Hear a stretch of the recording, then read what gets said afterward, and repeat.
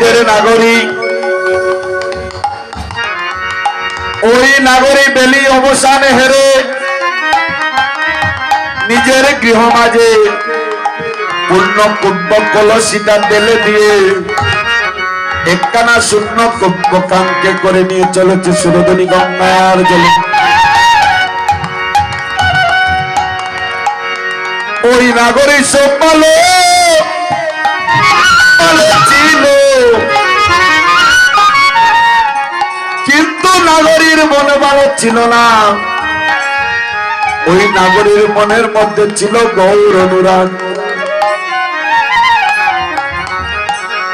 গৌর অনুরাগ নিয়ে মায়েরও জল ভরতে যায়, কলসির নিচ দিয়ে ঢেউ তুলে। ওই গৌরবাবিনী নাগরীয় ঢেউ তুলেছে।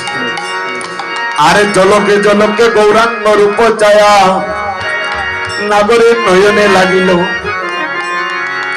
আমরা প্রথম গৌর রূপ বর্ণনা করব, তারপরে অনুরাগের দিকে আসবে।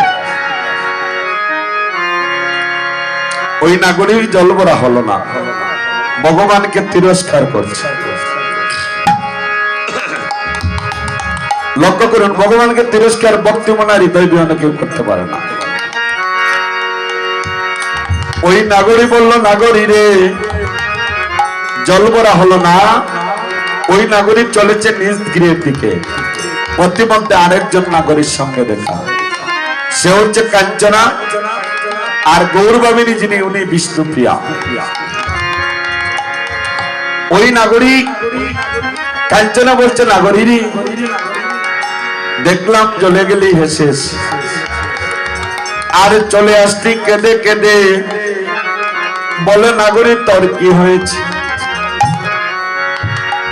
হরে কৃষ্ণ। ওই নাগরী গৌরবাবিনী নাগরী বিষ্ণুপ্রিয়াজি আজ ভগবানকে তিরস্কার করছে। কেন জানেন? বলছে, বিধি সৃজনে জানি না নি, কেন আমাকে দুটি নয়ন দিল? আর যদি নয়ন দিল, কেন পলক দিল?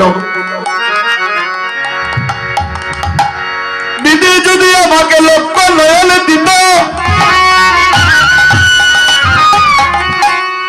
ওই লক্ষ নয়ন আমার সর্বঙ্গে লেপনে করে আমি মনসাদে মিটাইয়া আমার গৌরব ছিল।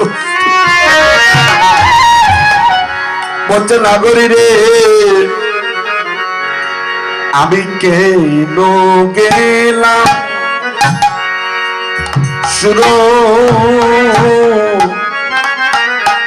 ওদনি জলে?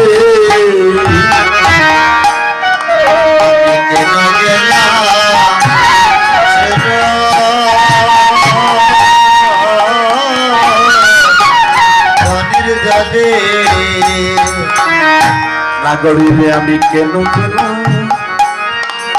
আমি সুর নদীর জলে?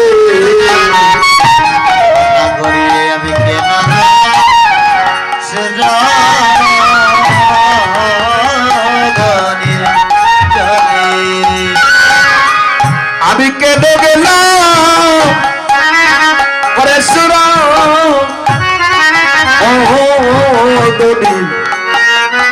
চলে গো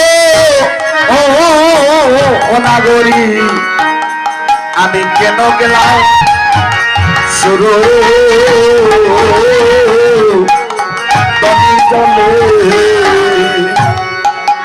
আমি কেন গেলাম